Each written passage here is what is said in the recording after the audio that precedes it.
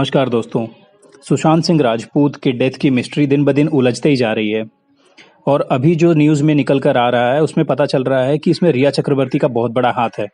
सुशांत सिंह राजपूत का bank account Kotak Mahindra bank में था, जहां उनके अकाउंट से लगभग 15 करोड़ रुपए तक निकाले गए हैं। रिया चक्रवर्ती के फ्लाइट, होटल से और घूमने के खर्चे भी सुशांत बेयर करते थे। तो आखिर इसके पीछे असली मकसद क्या है, वो तो पुलिस इन्वेस्टिगेशन से समझ में आएगा।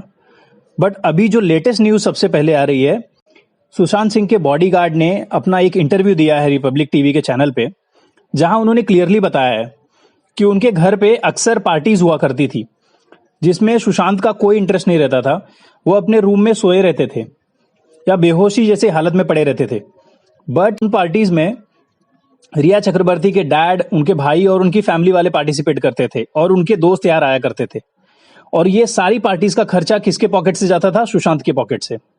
कल के दिन एक न्यूज चैनल ने एक स्टिंग ऑपरेशन किया, जिसमें सुशांत के जो बॉडी फिटनेस ट्रेनर थे उन्होंने अपना इंटरव्यू दिया और उन्होंने बताया सुशांत किसी ड्रग्स या मेडिकेशन के अंडर थे, वो उन्हें पता भी नहीं था और काफी टाइम तक वो उनके कांटेक्ट में भी नहीं थे, बिकॉज रिया चक्रवर्ती उनके सारे कॉन्टैक्ट्स को ब्लॉक कर देती थी। और यह बात सुशांत के पिता ने अपने एफआईआर की कॉपी में भी लिखवाया है कि उन्हें सुशांत से बात करने नहीं दिया जाता था।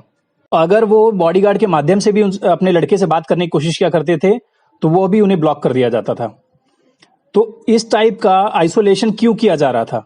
It was a planned thing, otherwise कोई किसी के साथ ऐसा क्यों करेगा? और अगर उनके बॉडीगार्ड के बयान की बात बिलीव की जाए तो उन्होंने ये क्लियरली कहा है, रिया चक्रवर्ती ने पिछले कुछ दिनों में सारे स्टाफ को रिप्लेस कर दिया था। वो बॉडीगार्ड ही अकेला लास्ट आदमी बचा था उनके पुराने स्टाफ में।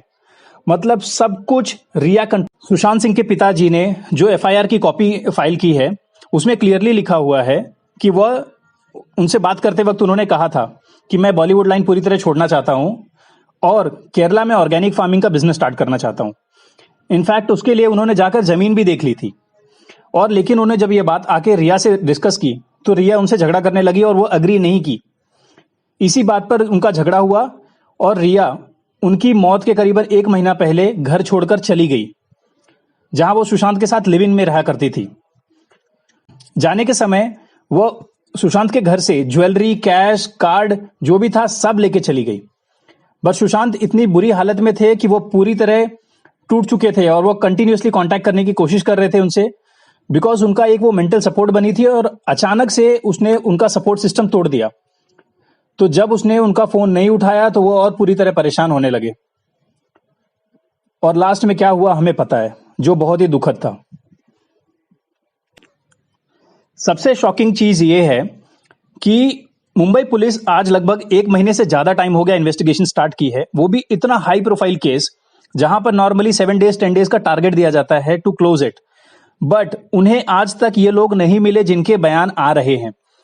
और पिछले 10-12 दिन में जब से रिपब्लिक चैनल और अदर चैनल लोग एक्टिवली इसको फॉलो करने लगे हैं तो कितने सारे लोगों के बयान आ रहे हैं जिसमें गवाह भी मिल रहे हैं कि उन्होंने ये देखा है, उनके पास ये सबूत है, ये है। तो ये मुंबई पुलिस का आखिर इरादा ही नहीं है इस केस को लगता है सॉल्व करने का। और बिहार पुलिस ने भी जब से मुंबई में एंट्री ली है और इस केस को पीछे एक्टिवली फॉलो कर रहे हैं, उन्हें भी कई सारे guys, if you like this video please subscribe to my channel, press the bell icon and we want justice for Sushant. Thank you.